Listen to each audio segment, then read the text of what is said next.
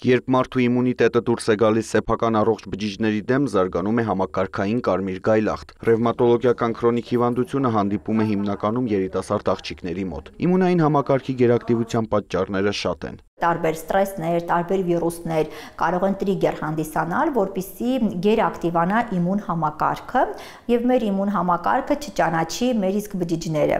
Մի քիչ պարզ ասեմ, որ պարզ լինի եւ նրանց հանդեպ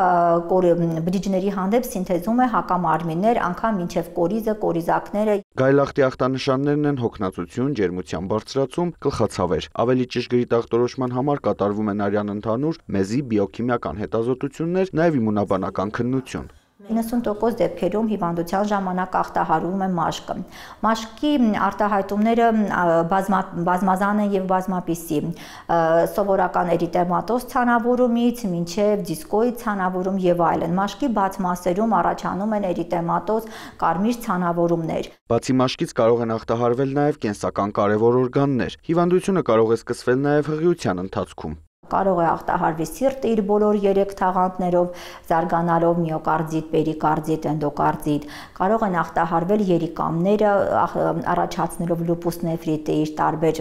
ձևաբանական փոփոխություններով, կարող է ախտահարվել գլխուղեղը, զարգանա ցերեբրովասկուլիտ, այսինքն այս հիվանդությունը միայն մաշկի ախտահարում չի կամ մի օրգանի ախտահարում չէ։ Քանի որ գայլախտը քրոնիկական հիվանդություն է, ունի սրացման եւ հանգստի շրջաններ։ Բժիշկների նպատակն է ժամանակակից մեթոդների շնորհիվ երկարաձգել համակարգային կարմիր գայլախտի հանգիստ շրջանը։ Պետք է հպարտությամբ ասենք, որ ռևմատոլոգիան շատ մեծ առաջխաղացում ունի եւ կան բազմապիսի պրեպարատներ, դեղամիջոցներ, որոնք կանգնացնում են համակարգային կարմիր գայլախտը եւ ռեմիսիայի շրջանը, այդ երկար շրջանը, հանգստի շրջանը մենք կարող ենք բավականին երկարացնել։ Համակարգային կարմիր գայլախտի վաղ հայտնաբերումը, ճիշտ բուժումը եւ շարունակական խնամքը կարող է էականորեն բարելավել բուժառուի կյանքի որակը։ Կլինիկական գրագետ քայլերը հնարավորություն են տալիս նաեւ կանխելու հիվանդության սրացումները հղիության ժամանակ։